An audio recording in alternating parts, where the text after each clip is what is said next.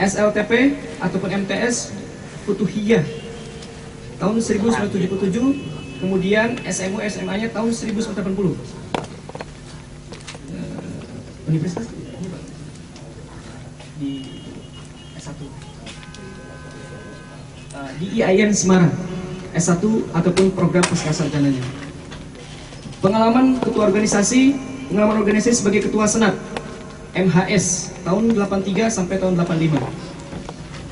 Kemudian yang kedua adalah Endang Sutari. Beliau berasal dari Ciamis, tempat saya juga. Nah, tapi saya belum pernah bertemu sama beliau. Status, alhamdulillah sudah berkeluarga, punya anak 6, punya anak 7. Oh tuh, cucu 15 katanya. Alamat Jalan Raya Cipadung, Bandung. Nomor telepon 081 662 0169. Moto hidup, belajar dan mengabdi. SD, SNN Cisasang, SLTP PGAN Cirebon, SMU PHIN, S1 IAIN, S2 UI, dan S3 Unpad. Pengalaman organisasi, beliau pernah aktif di PII, kemudian di ICMI. Sama Pak yang keduanya Pak. Dan yang terakhir, mungkin sudah ma'ruf ya, Ghaniyun Ani Ta'rif. Beliau adalah Ustadz Ikhwani, LC sekarang dalam program Pascasarjana. Lagi menulis, status, kata beliau tadi alhamdulillah katanya, belum menikah.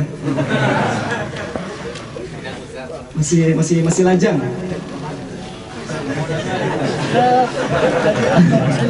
Alamat beliau di Khail Asir. Oke, insya Allah untuk pertama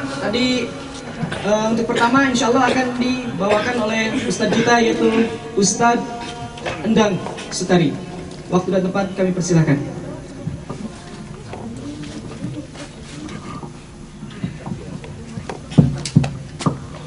Assalamualaikum warahmatullahi wabarakatuh.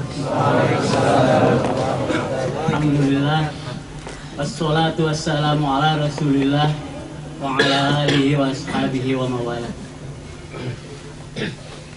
Bersyukur kita pada hari ini, berbahagia karena saya dengan Prof. Muhyiddin berada di satu lingkungan yang sangat menjanjikan untuk masa depan. Saya berterima kasih karena ada kesempatan untuk bersilaturahim dan berdialog dengan para mahasiswa dari Al-Azhar Syarif. Kami 20 orang itu datang untuk kursus singkat 20 hari, kursus singkat short course bunyikannya dalam program kami untuk peningkatan kompetensi dosen.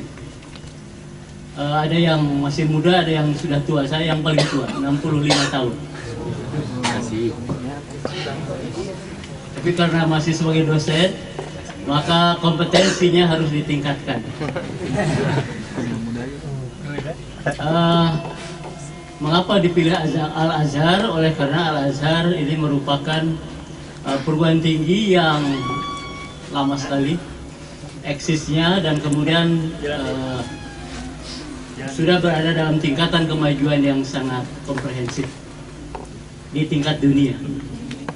Dan bagi Indonesia, justru perguruan tinggi Islam yang tadinya PTIN menjadi IAIN setelah studi banding ke IAIN. Maka sekarang pada saat pendidikan tinggi Islam di Indonesia ada yang berbentuk universitas, institut, sekolah tinggi, maka kita juga harus melihat bagaimana mengembangkan secara kelembagaan dari cikal bakalnya, yaitu Al-Azhar. Saya membawa proposal untuk studi di Azhar ini adalah tentang pengembangan syarah dan kritik hadis dengan metode takhrij. Pada kesempatan ini saya diminta untuk menyajikan tentang problematika dalam studi hadis di Indonesia. Problem teknis mungkin tidak usah disampaikan. Artinya teknis akademik, teknis studi dan lain sebagainya, saya kira itu tidak usah diungkapkan karena lihat panel yang kedua itu menuju kepada aspek substansi. Jadi saya menyampaikan problem substantif. Kelihatannya ada 3 problematika studi hadis di Indonesia secara substansial. Yang pertama dihubungkan dengan studi tentang esensi hadis. Yang kedua studi tentang kehujahan hadis. Dan yang ketiga studi tentang bagaimana fungsi hadis, terutama dalam kerangka besarnya dalam tasyrik. Nah, 3 ini secara substantif terasa terutama oleh kami sebagai para pengajar yang bertugas mengampu mata kuliah hadis. Di substansi atau di hakikat atau di esensi hadis, kita dalam studi sering hanya bertumpu kepada ta'rif istilahan. Lugatan saya kira sudah itu, mungkin itu sudah sumir. Sering kita bertumpu kepada ta'rif istilah.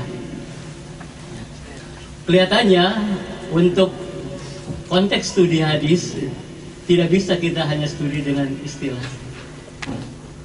Walaupun istilah itu akan memberikan gambaran yang sangat luas dari berbagai aspek atau berbagai perspektif.